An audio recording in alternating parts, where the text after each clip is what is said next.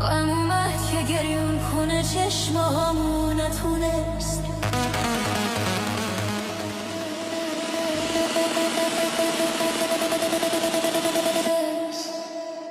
دل من دیگه از غم که شکسته نمیشه،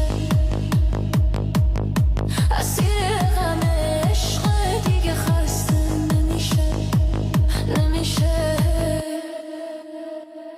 همه فرصت دیدار